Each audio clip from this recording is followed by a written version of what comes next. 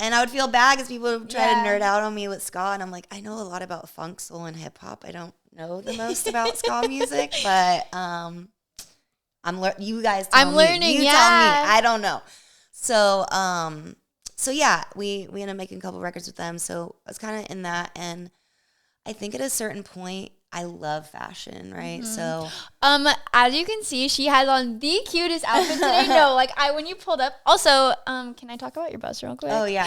BEEBS has the most incredible bus. I just went outside and I was like, oh my gosh, it's like the Magic School Bus. I'm not even joking. Like straight out of a comic book, straight out of a movie, TV show. It's amazing. And your styles, like every time I see her, she has these purses actually that she wears, and it's like a telephone. I think I've seen you with 2 different I have ones them in now. every color, yeah. And they're the cutest things ever. You always, I love your sense of fashion. Thanks. You're welcome. I just think all colors and all patterns go together. They do. Like, why can't I dress like that? I'm like, you can wear literally anything you want as long as you feel comfortable in 100%. It. If you're rocking it, it's the thing. And for me, I look at fashion too, in this climate that we live in this time where people, we all have a hard time staying present. A lot of times we're in our phones.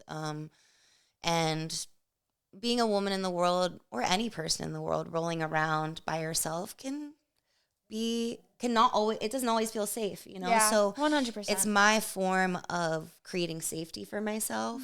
And also, I'm actually, believe it or not, kind of a reclusive person. Everyone thinks, I'm really good at my job. I would never ever have guessed that. When I first met her, you were like the sweetest person ever. You came up to me, you gave me a hug right away. I was like, oh my gosh, I'm nice. So warmed and welcomed and loved, and I just felt like you just a bright energy coming from you. Yeah, but you and your friends were all in the same boat. Thank you. Everyone showed up with good vibes, and I do, but I'm a lot of times in my head. I'm on the spectrum too, and I think people expect this character that I play on stage, or the person that I become when I transform on stage, or when I'm hosting an event.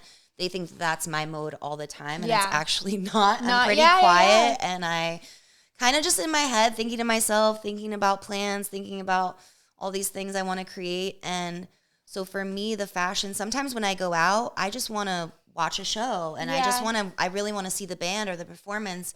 I'm not really there to socialize much, but I don't want people to think that I'm, not in a good mood or something. Yeah. So it's cool when your fashion can represent how you really feel, even if your social skills aren't there. 100%, yes. And COVID definitely had a huge effect on my social skills. So I'm still learning how to be in the wild again and talk to people. COVID was so scary. It was definitely a culture shock. It was a pause on everything.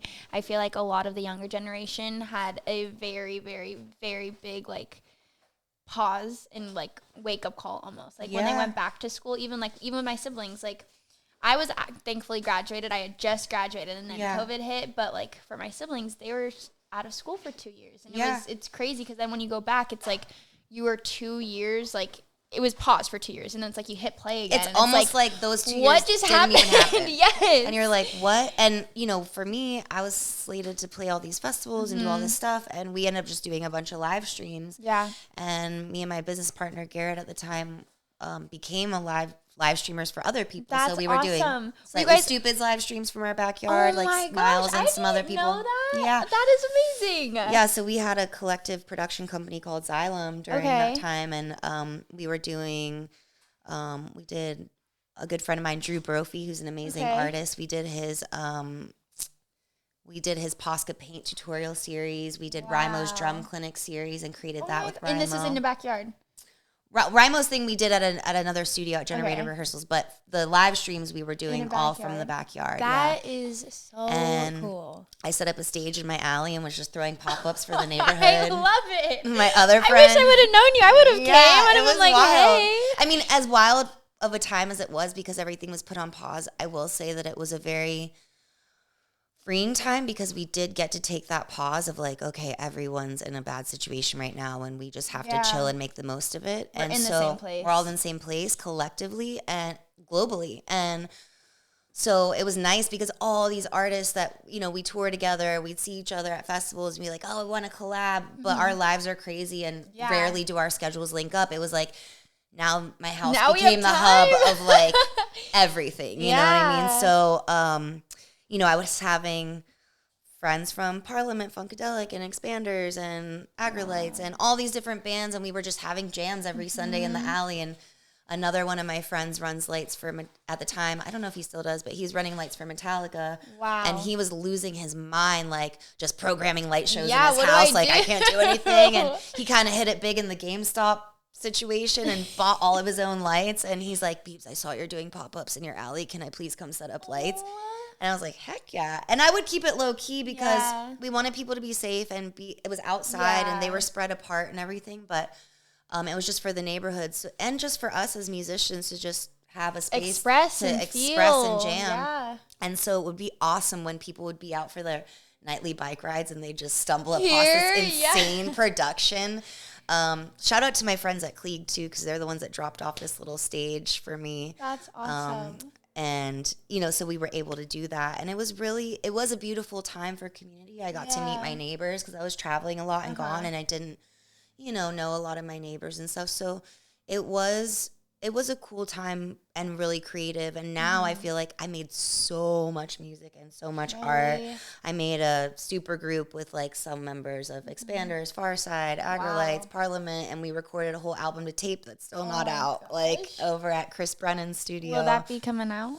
Actually, a couple of the tracks are coming out. I'm working on another album to tape right now with Sergio Rios, who has a studio called Killian in LA, and it's a reel-to-reel studio. Like they only record to tape there, and he has a band called Orgone, but he also produces a lot of other music. So he just finished. He does Say She, which is a really dope band. You should check out. They're amazing, and Neil Francis and a bunch of other stuff that he produces. So yeah, we're working on a record right now, and a few of the songs from that Everybody project are going to go on that album. That's going to be so exciting. You have to keep us updated. If you have release dates, I'll post them for you. Keep us in the loop because I'm so excited to listen. Yeah, I'm sitting on like 300 tracks right now. Oh, really my gosh. 3? I don't even know. Like, it's like, where do you put all this music? Like, we just made music for 2 years straight. That's all we did was lock ourselves in my studio and just make music. But I did just release a new record a couple months ago called Grow. Everybody go stream it. Stream Grow. Go listen. Stands for Girl Realizing Own Worth. And I love that. There's a lot of I collaborate. Wait, I'm gonna give you a hug. I needed that. I needed to hear that right now. You know, sometimes we don't see our own, dopeness. We do in the reflection of others, and that's why it's good to have friends. And like you said, your art holds you accountable, and you can see these reflections of yourself through other people.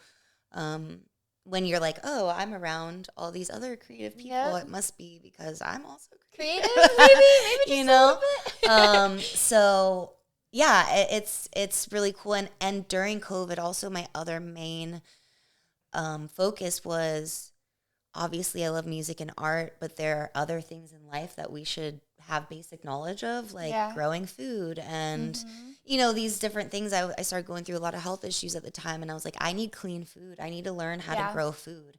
And so I started studying permaculture and sustainable construction and started a garden. I have chickens and I grow all this food now. I love that. And so that's part of the campaign of the album. So I'm partnering with San Diego Seed Company. They have their own farm and they make their own seed packets. And so we're collabing, and I made my own custom seed packets with the QR code of the album. Oh my goodness. And so that's amazing. I'm going to go around in the bus and give out all these seed packets to encourage people to help you. I would literally, let's go down to Oceanside. We'll pass it on to people. And just to encourage people to grow along at home. And it's really good for your mental health. Even if you just grow one flower in a pot. Yeah. Because what growing food and gardening taught me, to ground and get soil in my hands and get dirty and feel connected with nature. But the other thing is it takes time for things to grow. And sometimes we're really hard on ourselves, especially in a technological world that's saying, release a song every 2 weeks, release your art, always like on it. Like, what do you tell everyone what you're doing, film your whole life. And you're just like, oh, okay, I just want to live life, you know? And it can be overwhelming. So growing anything reminds me that it takes time for things to grow, and you have to be gentle with the plants. Like, as it's growing, I'm not yelling at the tomato plant, like, why aren't you food yet? Hurry up. I'm like, this is so true. You know, I'm watering it. I'm loving it. I'm watching it grow. I'm excited for its growth. Do you talk to your plants? Yeah, I always talk to my plants too. I remember my them. friends came over and they're like, "What are you doing?" I was like, "I'm talking to my plants. They're my friends." I'm like, they're my babies. So, and even when it gives you a good connection with food, because when we go to the grocery store and we just buy food and everything's always in season somehow, you know, it's kind of a wild. It's a wild trip to really, when you start thinking about where our food comes from, and when we talk about being healthy and taking care of ourselves and self-caring and our mental health, what we're eating matters too. And, you know, sometimes, food's expensive. When you're trying to buy organic and you're trying to eat healthy, it's not a cheap journey.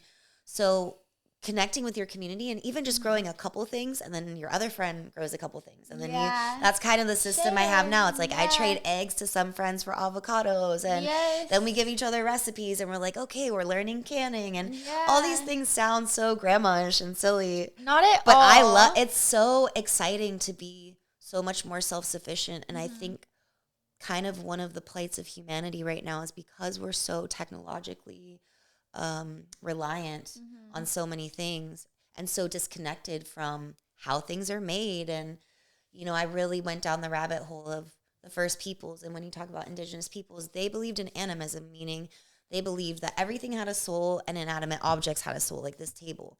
But this table had a soul because they made that table. They harvested the wood. They put their love and care and all their artistry into that table. So you appreciate that table so much because you made it with your bare hands and a piece of you is in it.